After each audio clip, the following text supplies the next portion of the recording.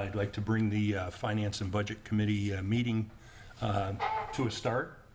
If we could, all stand for the Pledge of Allegiance.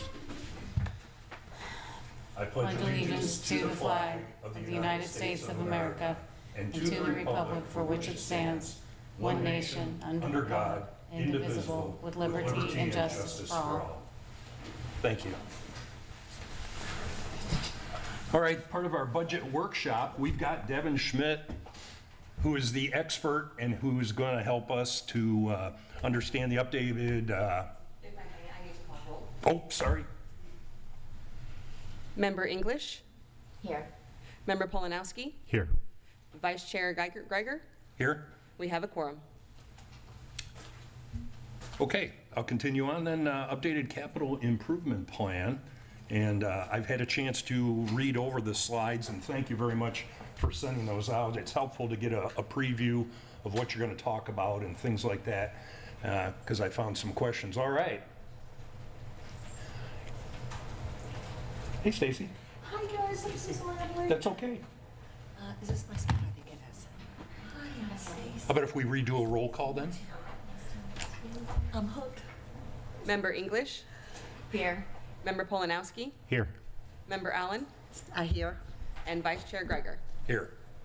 We have a quorum. Okay, let's go ahead and continue. So, Devin, I'm going to turn this over to you. Perfect. Yeah, that sounds great. So we are working through the different budget workshop series, and I'm Devin Schmidt. I'm our finance director here for St. Pete Beach. Nice to meet you. Nice to meet you. Yes, you as well. So at our last workshop meeting, we went through really the 5-year plan and what the needs are for the city in the short term as well as the long term. So today, what we're bringing back to the committee is just focusing on aligning our financial strategies and our capital projects to make sure that we're meeting our strategic goals. So throughout this, we went back as staff and reprioritized the projects, looking at the different pieces and parts that we could accomplish this year, but then also really focused around the storm recovery component. So I'll take us through the presentation. Feel free to stop me if you have questions. We do have our department directors here that have a lot of capital project needs as well. And so if you have any project specific questions, I'm sure Camden could join us and answer any of those for us as well. So. I just want to say thank you for organizing it into the priorities. That made it so much easier. I know that's what we talked about last time, about to help us when we don't know what all these things are. So thank you. Yeah, absolutely.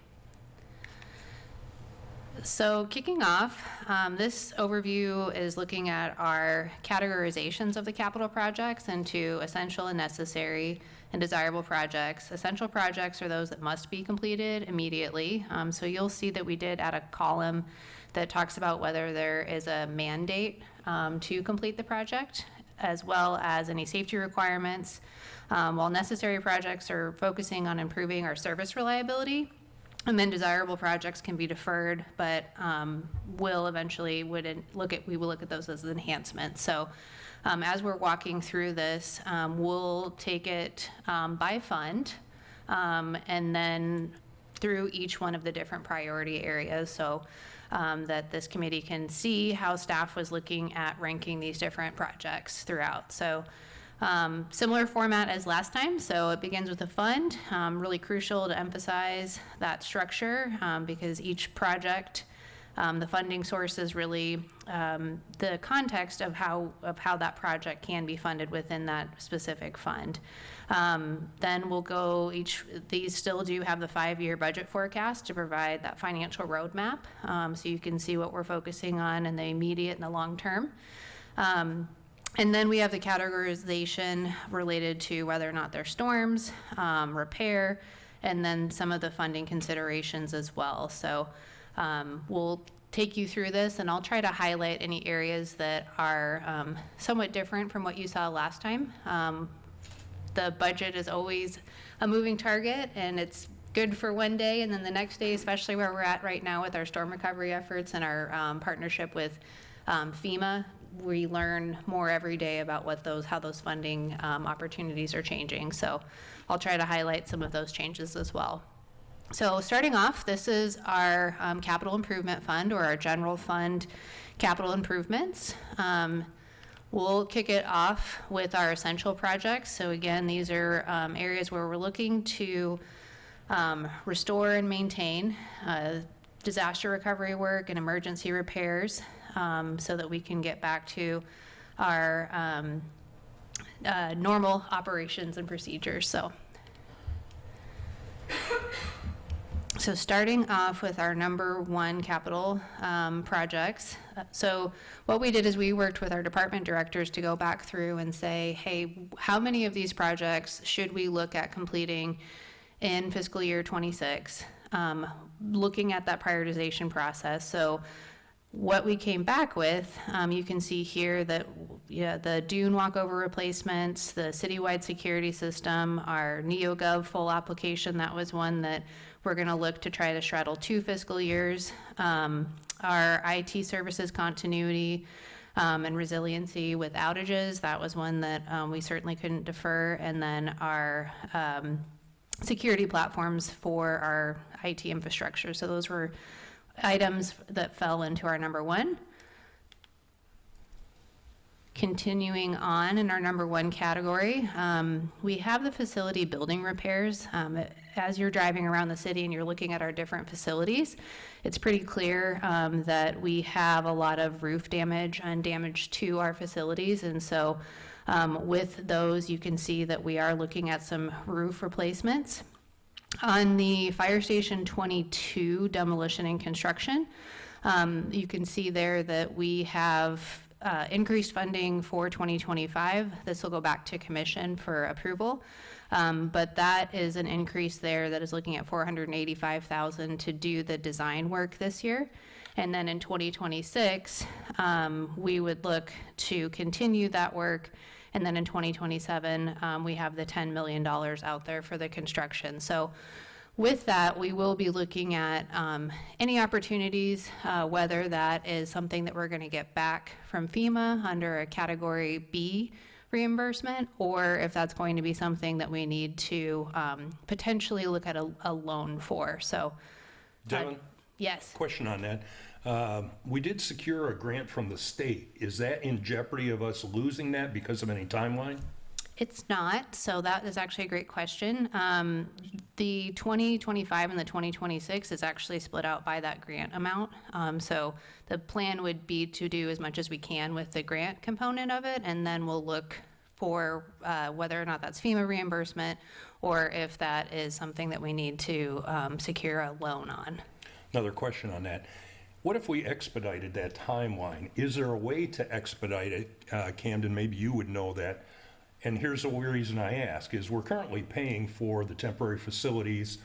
They're not, the best or anything like that. So are we accumulating a whole bunch of money that if we expedited, we might actually save and then get the facility that we properly need to have that fire department operating?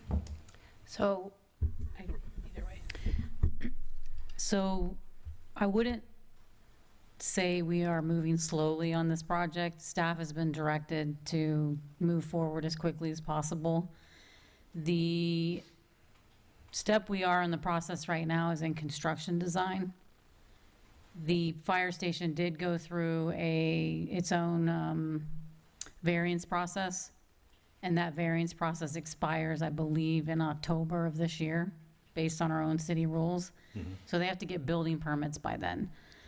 So they're moving right now as fast as they can. We've also asked for another $3 million appropriation from the state in this year's budget. We've been hearing positive feedback so far, so that'll be more money coming. And Devin hasn't even heard this. This is, as of today, I'm getting additional good feedback. It's moving in the right direction. And then, so the goal is to keep this project actually moving as quickly as possible. To your point, we are expending, I believe, about $8,000 a month right now for temporary facilities. I'm trying to get as much cash in the city to take as little loan as possible. So it's sort of this balancing act for sure. But staff's been told move as fast as you can, and I'm rely on me to try to find the money, just keep moving. I know for years we've been trying to replace that fire department down there because it didn't live up to standards, and we got the personnel, you know, a little upgrade and things like that, but it's insufficient. And I'm wondering also, is there a way to get the county, because we do share a cooperative agreement for emergency services, is there a way to get the county to contribute into any of those funds? Would we write a letter for that? Would we make a formal request? You know, we do have that $813 million that, you know, I wrote you and the commissioners a bunch of priorities and where we could hit resiliency and sustainability and things like that. But what I'm more looking at is the county commission actually lending itself into that because of our cooperative agreement with all the surrounding communities. Sorry about that. Are we having a specific talk with the commission, county commission, for their assistance on that?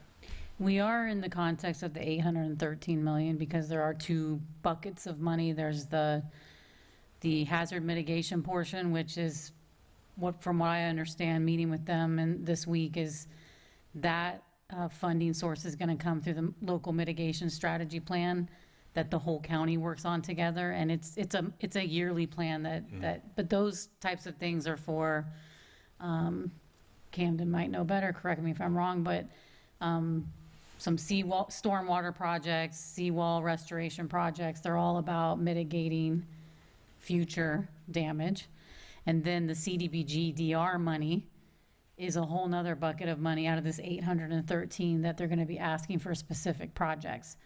We have been specifically talking to them and everyone, state and feds, about the sewer system and the fire station.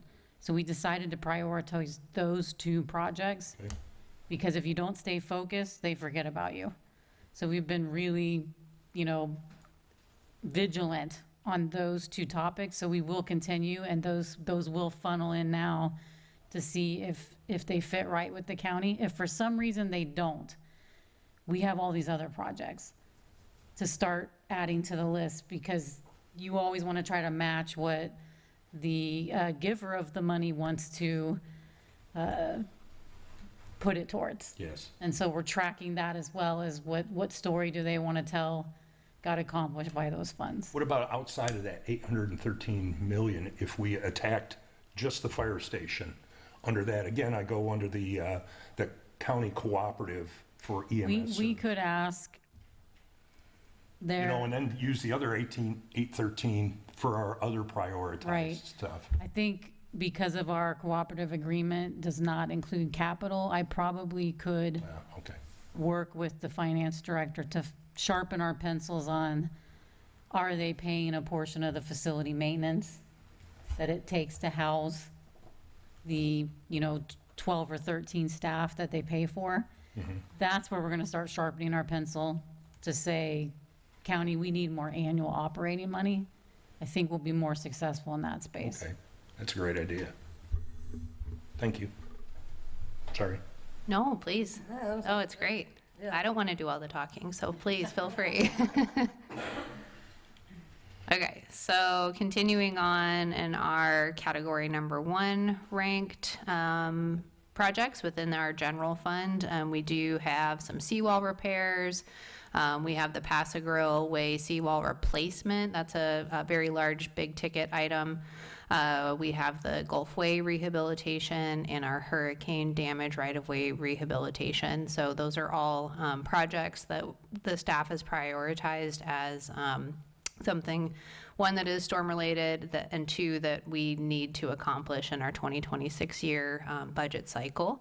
Evan, on the Mary Pier bait shop thing, are they not going to build that back, or do we know that yet? It's just a demolition?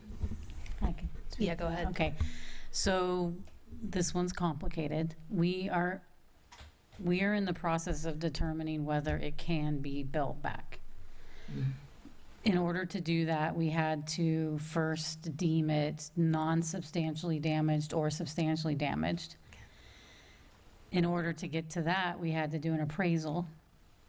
because the appraisal on the county site made it substantially damaged. So we're going through a private appraisal.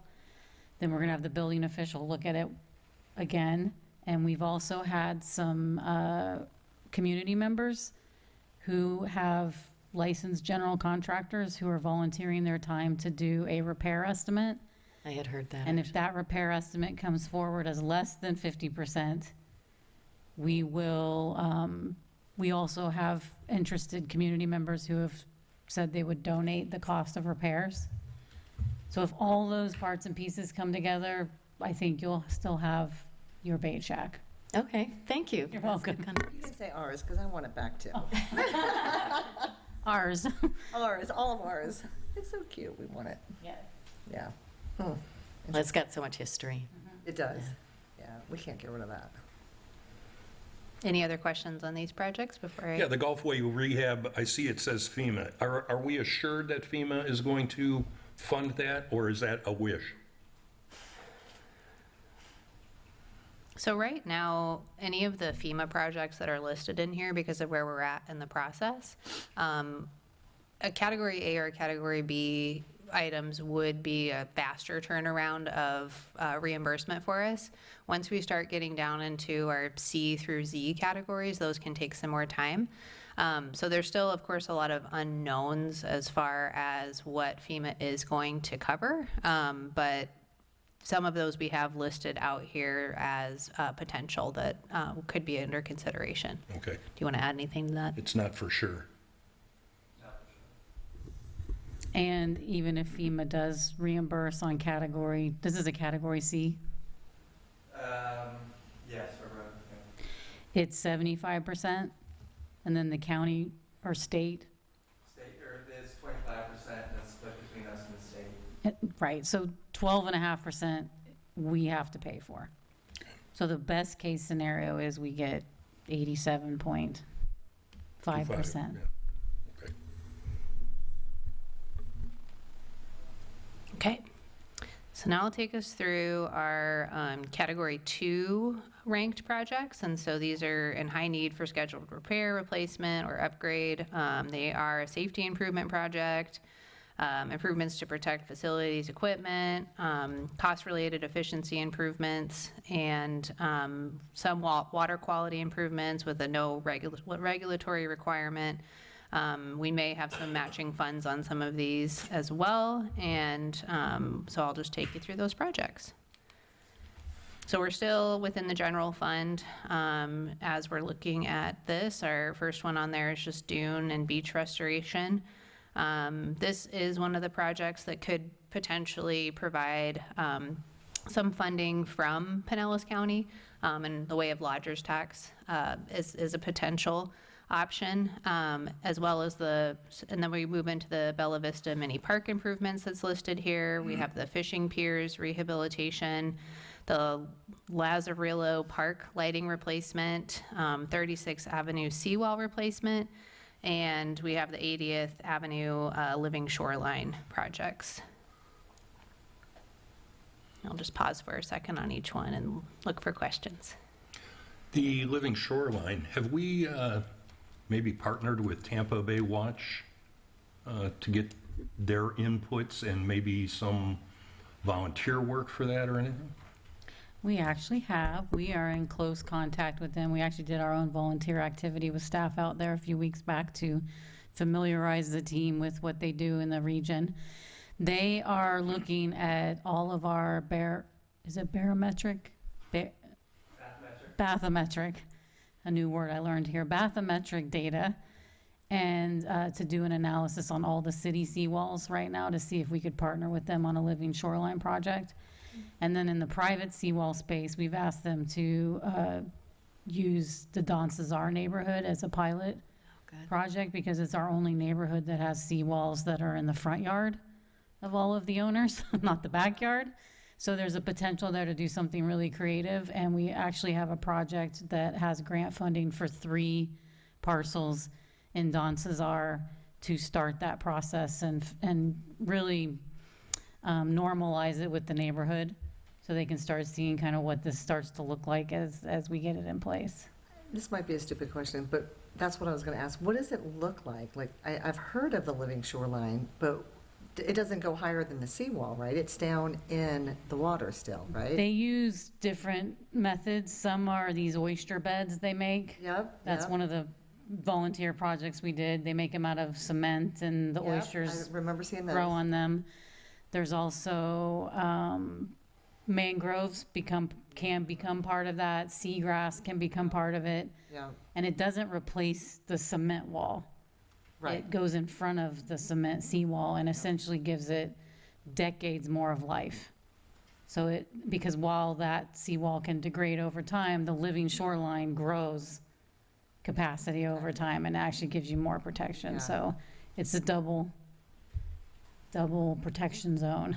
Right, right. And the mangroves, if you do that and the homeowner agrees to it, those can get really tall. Are they able to cut those? I That don't won't know the take answer place? to that. Because I don't think it would, I think they would be protected. They probably are once Yeah. they're in. Yeah. I think anything we can do to help that neighborhood who keeps getting flooded over and over and over Yeah. again is a good thing. Yeah. Okay. So we have the community center seawall replacement, the Don Cesar boat ramp replacement, facility emergency backup generator. The facility HVAC improvements was one that we did look to push out to 2027, looking to balance the budget. We have fleet mechanic tools and equipment and public restroom improvements. On the community center seawall replacement, I did want to call out that we have some grants encumbered for that project, which is explained in that description there as well. So, Okay, the backup generator. That price tag, is this thing gold-plated? I thought a few things were gold-plated. A large chunk of the cost, well, the equipment itself for the generator, but also the elevated structure platform. So all of these we would propose to be above base flood elevation. So it would be a pretty substantial structure to house it. And design and permitting fees are inclusive of that as well. I did a little research on my own and found that the generator itself really is not that much money. And then looking at the fuel cell that you would have to maintain, diesel, I would imagine, is what we're shooting for. The fuel cell with that would be underneath the structure to elevate it. And I just looked at that price tag and I just couldn't look at that and say that that was a reasonable price. It is comparable. We're doing similar for our master pump station 1 right now. For our wastewater, we're doing like the elevated platform and a new structure. That one is a little bit more than what we would need for these facilities. But that's kind of what these estimates were based off of. Is this a 50 kW generator then or something similar? It'd probably be larger than that. Okay. Yeah. Fire Station 23, that one we are exploring doing natural gas in lieu of diesel because there is some natural gas available there. So that one would be a little bit cheaper. Would that natural gas be shut off if we had flooding and things like that because of the disruption of the sand and everything? Because I have... It could be.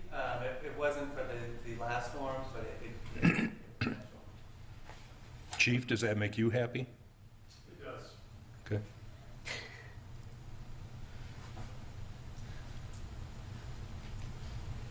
okay. Yeah. All right.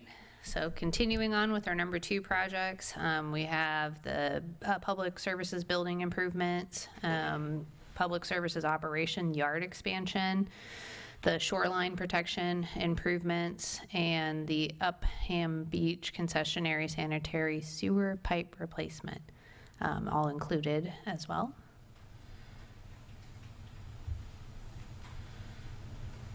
Okay, sorry about the size slide. I hate giving budget presentations this way sometimes, but PowerPoint seems to be the way of the world still, so maybe we'll come out with something sooner. But continuing on with our number 2s, we do have the Boca Ciga Drive reconstruction, bridge rehabilitation, Gulf Winds Drive reconstruction, roadway rehabilitation, we did push the Shell Alley improvements out. Then we have the Vina Del Mar Bridge lighting replacements. I want to circle back around to the Gulf Winds Drive and Boca Ciega Drive reconstruction when we get to the deficit page, which I think is coming up. Okay. So these are our number 3 projects. So you'll see that these ones we did not include as part of our financial forecast as we're moving forward. So I'm going to jump down to our IT innovation. We also have the new AV solution. Those were projects that we looked at whether or not we could push out. Egan Park site improvements, the Haran Park docks, playground equipment improvements, City Hall interior improvements, facility LED lighting conversions, and Fire Station 23 painting. I got a question on the Haran floating docks.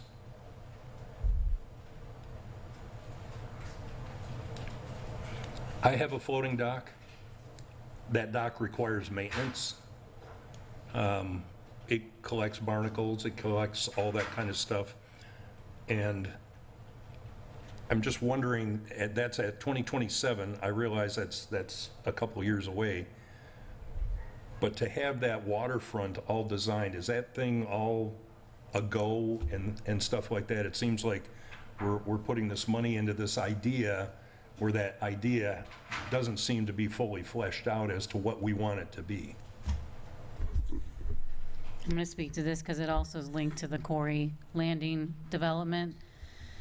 So one of the ideas behind these plans is we put placeholders in as we're visioning. So that's why, again, you mentioned it's out in 2027. We've been talking to that developer about paying for this amenity. It's important that an amenity is in your plan if you want to ask somebody for it. So that's one of the strategies of keeping, we don't have it fleshed out. Okay. There are some major permitting challenges around this project, and it might die. But these help us keep them on the forefront when we have developers come in and we're like, let's see if we can get them to pay for that. Okay. And so that's kind of where we're at on this one. We are actually trying not to pay for it and get someone else to design it and fund it as part of a larger development. We'll see if we're successful, but it still is on the table with that developer right now. Thank you.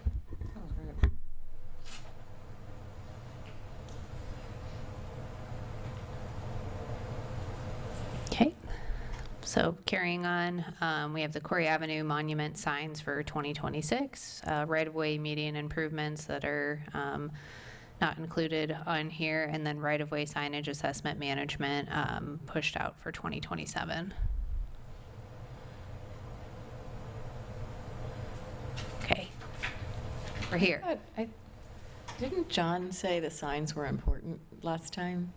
Yeah. He did. Looking at the criteria ranking that we were working through on this particular prioritization, they just didn't meet that specific criteria.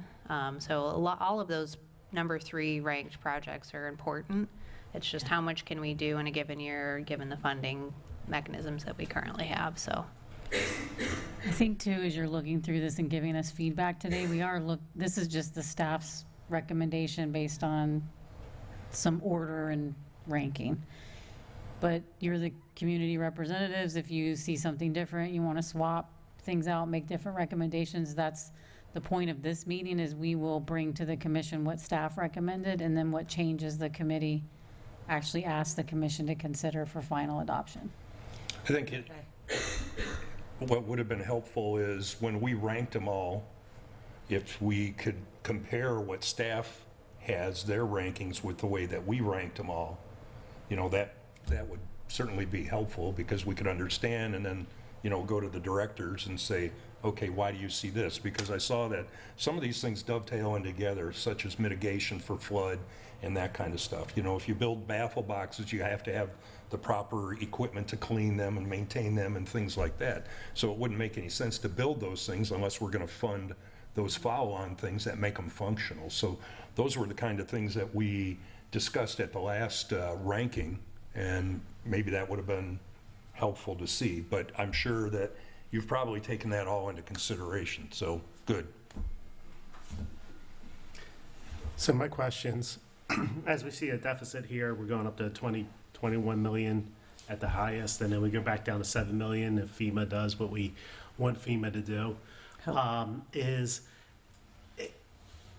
Can somebody convince me that doing these golf wins, and I ride on golf wins every day, and it's not fun and it's not great, but is it better to redo those streets and go into a deficit and maybe borrow money and have to pay interest than it is to have to deal with those streets that aren't beautiful and they need some TLC, but maybe we could do the absolute minimal at that point. And I understand that it probably costs us a little bit of money to do the minimum, but I'm thinking as we acquire debt, that the interest rate is probably going to be more than a little bit of money that we're putting into this just to make it satisfactory for now. Convince me otherwise. I probably want our public services director to at least take the first shot at. Sure. So one thing, the reason a lot of both those two roads are so expensive compared to just a regular roadway is it includes a lot of utility replacement, so like reclaimed water lines and sanitary sewer laterals that run through there. We do recommend paring down the scope. Originally, these projects included like wider sidewalks and things like that. I think we do got to narrow it down to just the bare minimum. But one issue that we're kind of running into is you could just mill and resurface the road, which would substantially reduce the cost, but then we still run into the issue of the underground utilities that are continuing to cause us problems. So that's one thing we run into on these roads is there's a lot of maintenance and operational impact of continually repairing broken reclaimed laterals or sewer laterals. And it's, So I'd be afraid to just mill and repave it because you want that to last 15, 20 years, and then we continue to have to tear up that new pavement. well, Utility work. So the idea right now would be if we're going to work on those roads and make an investment, we would upgrade those utilities as part of it. and I understand that 100%, and I was singing that song, I think last year when we were discussing the roads, is we should do all the foundational items first and then repave the roads. And we all understand that every road that you repave is going to be dug up within the next year for some reason that we can't account for. We're going to get to reclaimed water in, I think, shortly in this presentation, but I still think that if we do that we're still going to have reclaimed water issues, and we're still going to have to dig up the road, and we're still going to have issues that we didn't foresee. And I know it's not a perfect solution, but that still doesn't, to me, that doesn't outweigh going into a deficit in this fund. Yeah, and I guess, pavement-wise, you could definitely get some more use. The road will remain drivable for more years. It's really just weighing the impact on the operations of, continually to repair that reclaim. How do you feel? If you had to borrow money and you had to pay, I don't know, we'll just say 5% on the money that you're, and I'm thinking it was about 5 million each, 10 million. Is that worth it to do I'd it? have to run the numbers to give you an educated guess on that, but it probably would be worth checking that. Is what are we spending on reclaim repairs versus what could that potential interest be, and then you compare it that way. To the director's point, the road construction could be pushed out while we wait for FEMA reimbursements. Just so you know, the 8 million that we've put out in 2031 is very conservative because we didn't want to be overly optimistic. We probably will get more, and we probably will get some of it sooner. So we could push out those road repairs to kind of wait for that FEMA money to come in. The roads haven't failed. I have other roads in the city that may fail. So we're open to that. We just are also responsive to the community's history on these roads and just want to be sensitive if the desire of the community is to move faster rather than slower, then this is how we would do it. But Well, if I also we have have some- the ability to push them out and not have a catastrophic failure. I have some safety concerns, as we have people coming out and visiting the beach, the parking areas there, the condition of the road. I don't know, we talked about widening some things and that kind of stuff. And if you go down there, you'll see on a busy day that there's people that are waiting for parking spots, people go around them, there's people to and from the beach. It's, Chief, I don't know, how many calls do you answer down there on the beach? Any? Sure, not many for trip and fall, if that's your question. No, I'm looking at like auto pedestrian or bike pedestrian or mini and mobile, those types of responses. Very few. And these two streets, I don't think there's much I know there's parking on it, but not as much as, say, down in Passive Grove. Passive Grove has a lot of parking, a lot of, Right. that's where all the public goes. And we have been working on restriping the parking on that road after the hurricane, even though the road's not beautiful, but to help delineate that. And ironically, just to follow up with the chief's comment that we don't have many bike ped on that street, is the worse off your streets are, the slower people drive. So if you talk to any There's a traffic. theory. No, and it's a true theory. And so if I you know, talk I to get any it. traffic engineer, as soon as you pave roads, they increase accidents. So from a safety perspective, it's actually not a horrible thing to have a few potholes in a city.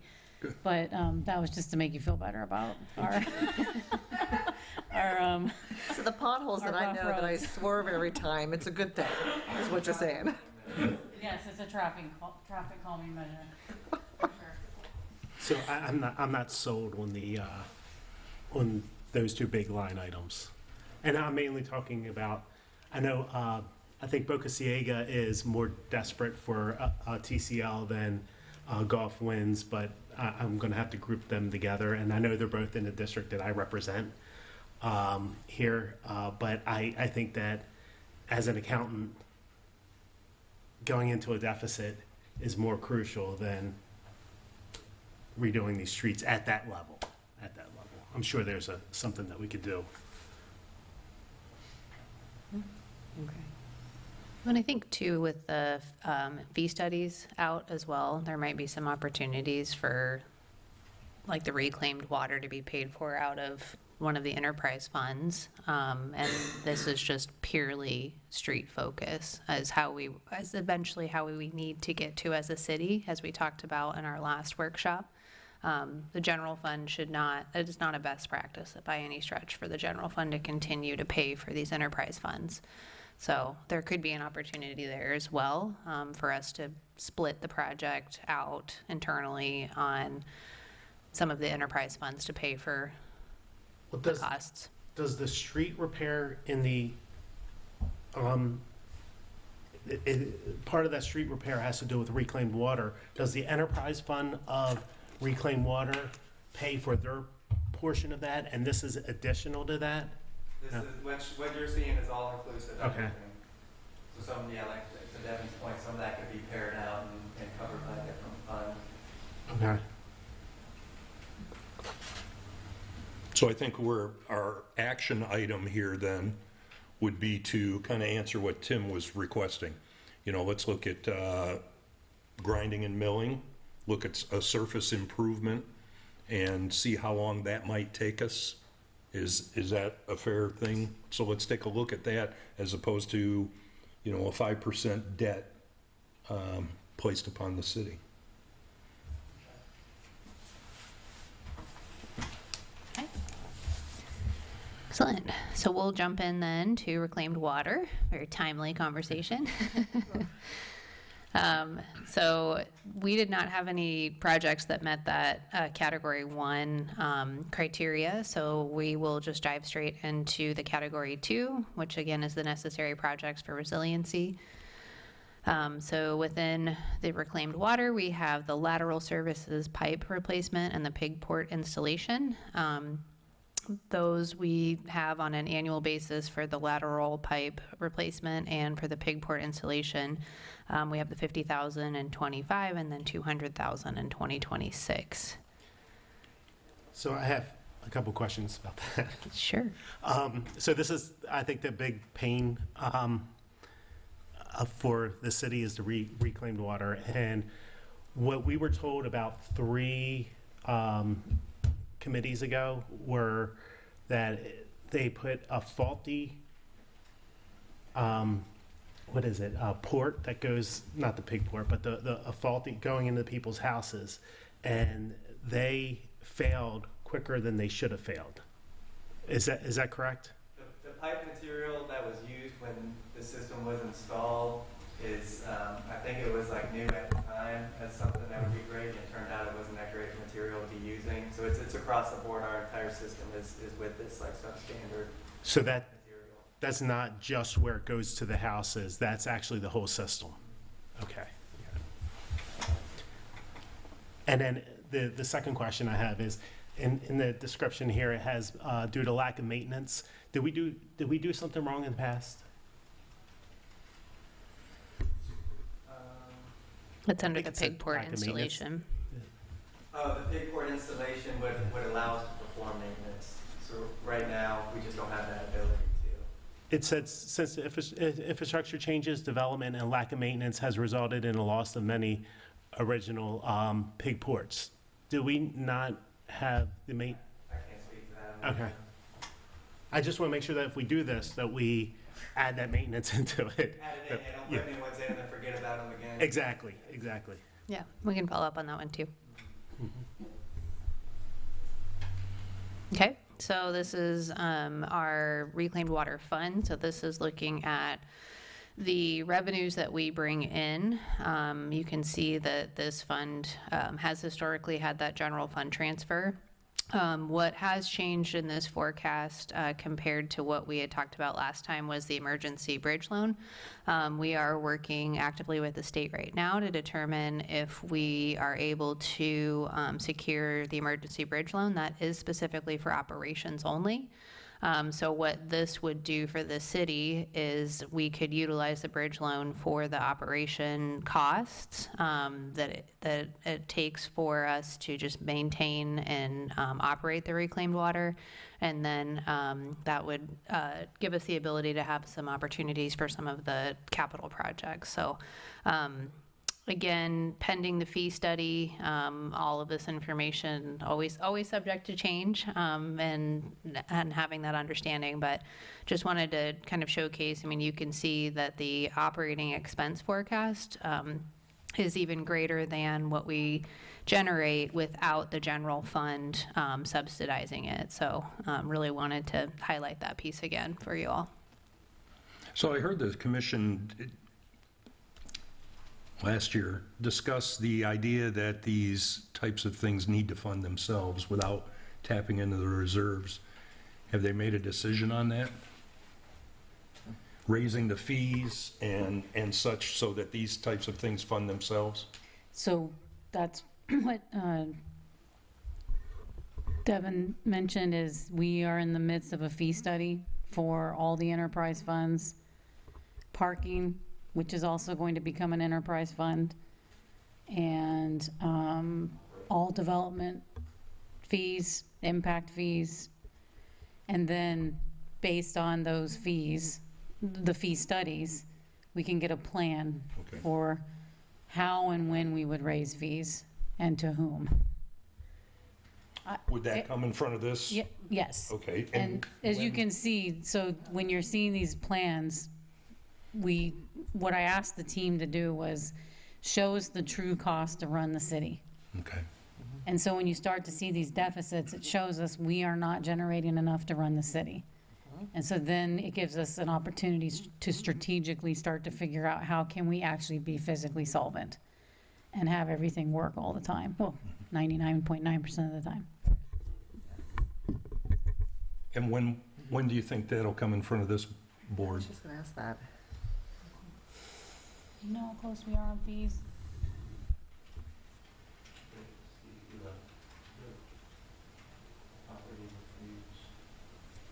I believe it's scheduled for June or July, that they're supposed to have a preliminary. Okay, so let's just say they're tracking to July to have a preliminary Okay, for staff, then we would start tracking publicly. okay. And some of that would start to be used as possible revenue assumptions for the upcoming budget later on in the year as we figure out how we would strategically start to put them in place. Okay. But yes, we would definitely want to track here. We're going to work you really hard this year. Devin's already doing that. We got a lot going on, so the goal would be to keep you close with us, especially since any fee increases impact a lot of people. So we would want to have a good communication plan as well with your help. So we have 4,400 structures in the city that probably use reclaimed, a portion of them probably use reclaimed water, so probably about 2,000 houses use reclaimed water. Is that, I'm just guessing here. Camden, do you know the general statistics of reclaimed water connections? We can find out. Okay. That's a good Yeah, number to know. Yeah, it's probably good to know, and right now it's looking, say that was true. We're what is it, $900 per, we have a deficit of about $900 per user of reclaimed water, which is excessive here. So something has to be. General statistics on like how many users we have. Yes.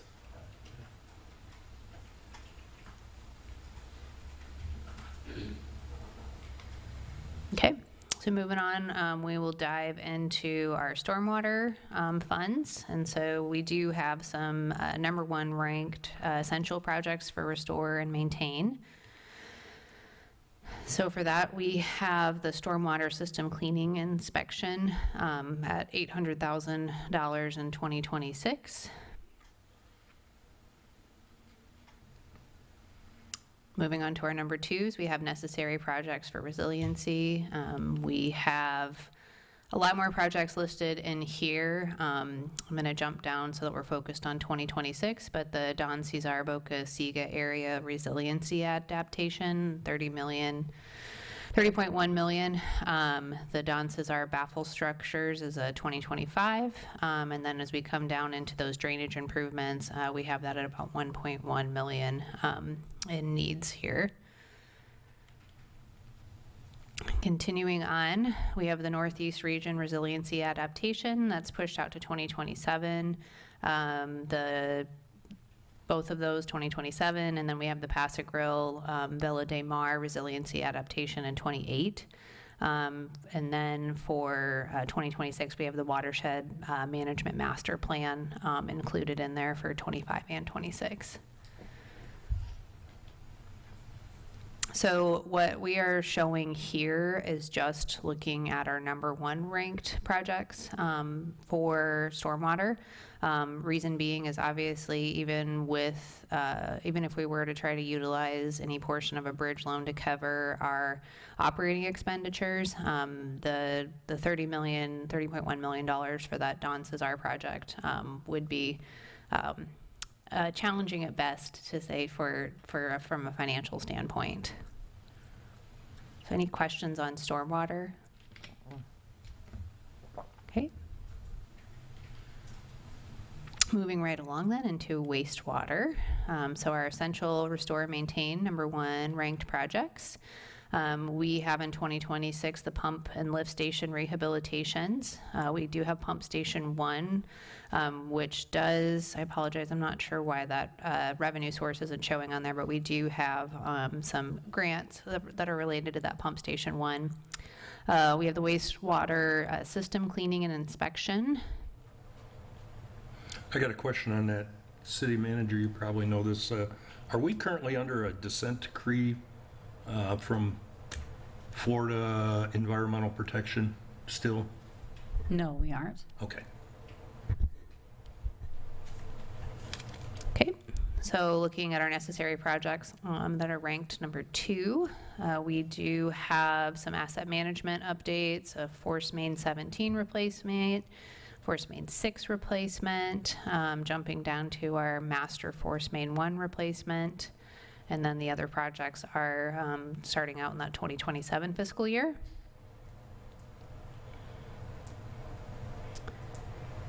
We have the pump and lift station pumps overhaul, the supervisory control and data acquisition conversion, the wastewater collection system improvements at 1.9, wastewater model capacity report update, and our water transmission system improvements for 26.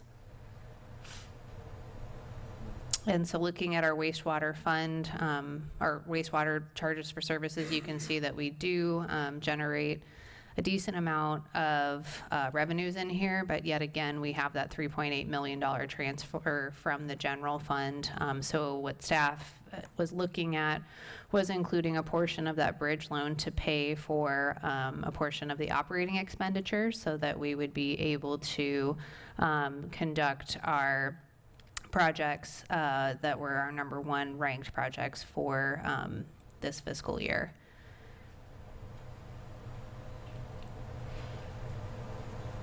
Any questions on that? Okay.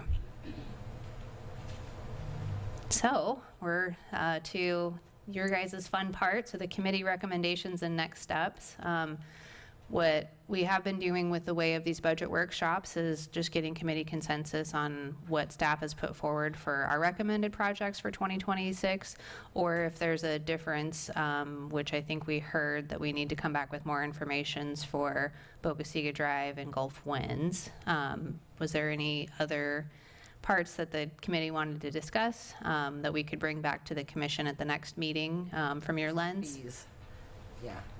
You know, all the fees just the fees that we talked about. I'm curious about that. But Yeah, reclaim water stats. I'm sorry? Reclaim water stats And also. the reclaim too, yeah. Okay.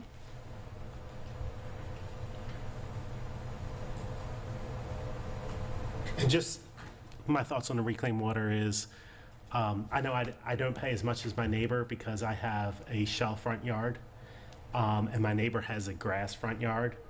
But if we charge more for reclaimed water, I'm afraid that a lot of people will reduce their water and the yards will not look nice. But we have to balance those things out. We want to live next to nice neighbors, but we also need to make sure that the enterprise funds are truly enterprise funds. So we have to balance that out. So you're saying that we should increase that? No, I'm saying it's something we have to think about, the yin and the yang of it. Yeah, So- I think there's a balance on that. I think there's a balance on the parking. I mean, I think there's a lot of fees that I think there is a balance that we got to find. Because some people, yeah, so I think that'll be important just to kind of see and then be able to balance that. I agree. Okay. Excellent. So our next time that we meet is July 2nd, and we will actually bring forward a preliminary budget book for you that includes all of our personnel, our benefits, the operating costs for the city, our revenue projections, any changes from when we had met last time on some of those forecasts. And so that is when we'll talk about, that's kind of our next steps there. Okay. I got something I'd like to bring up. You talked about personnel. I watched our city commissioners and mayor really work a lot during these hurricane recoveries. We don't compensate them. I mean, their compensation is, I don't think it's been raised in 20 plus years. And I'd like to see us look at other communities, and if I could ask for an action item for us to look at what other communities are paying their commissioners and their city commission. And I think that, you know, we were having a discussion about people stepping up and wanting to do that job. And I look at what you have to do in order to do that job and the amount of study that goes in, and I know that I'm sure that we all feel a responsibility to serve our community. So I don't serve on this board, and none of us do, by just coming here and going north and south with our heads. I mean, we put in some effort here, we study, and that's why it's so helpful to get this ahead of time to generate, you know, your questions and things like that, and then come prepared to discuss it. But I think that that is something that I think our commission is just underpaid, and we might attract some more people that really would feel compelled to go ahead and do the study and things like that, and be compensated. We might have more people stepping forward. And I know our commission works really hard. They go over a lot of documents. They ask some really good questions, and I think their compensation needs to be looked at. We will definitely look at that and include it in our presentation. Thank you. next time. I know there were some barriers related to having to publicize your personal finances, and I think that's been removed as a The requirement. Form 6. Yes, Oh, that's been removed? I thought so. It has, it's in appeals, I think, at the, maybe Supreme Court, state Supreme Court, but it's, so it, hypothetically, there's a % chance that it could come back, but it is in the court system being disputed. The Form 1 is still required. Which is which one? I have to fill it out, so you basically have to disclose any income you receive outside of your normal job, and then you also have to disclose investments if you own more than 5% of any particular interest, and they list the, Yeah. it's like banks and property and, but it's not the amounts. You don't have, you just have to say, this is the entity that I receive. It's not so invasive like the Yes. Form 6. That's what I was gonna say. very- It's not like you have to say, I have a kayak that is $2,000. Right. You don't have to say my bank account has, Yeah. no, Yeah. you just have to say you have It's holdings. stuff that should be on the tax return, for the most part. Probably Well, not as much as that. It's not even Not much as that. Okay. Form 1 is not Yeah. near as evasive as your tax returns. I Okay. had to fill that out when I was an auditor too, just so you're not auditing companies that you have investments in. That's the point, it's, they're looking for Gotcha. conflict of interest. Okay, that makes sense. So that's a good thing, because is, yeah. that'll maybe attract other people along with potentially the salary study. That's good. I mean, we have a bunch of retirees that I've met that are professional level people that are in our city, and maybe, you know, compensating them with a little bit would promote them to want to stand up and say, yeah, I could do that as well. And that's not to say anything bad about our current commission either. I think that they work hard, they have to study, they have to come prepared, and they do a good job doing that, and they deserve some compensation, and they're not going to ask for it. Good idea. All right, we will bring that back. All right, Well, thank you so much. That's all I have. all right, Thank you. thank you. Directors, do you have anything you want to get to us? I appreciate your questions. Well, appreciate you being here and being able to answer our questions. We'll have even more at the next meeting. You'll have all of them. Okay. All right. Thank you. Thank you. Thank you. Yeah. Thank you. Renee, is there anything else we need to cover? Well, then I call this, anything else from the committee? Nothing for me? No. Devin? No, I'm great. Thank you. No, thank you. Okay, I call this adjourned. Second.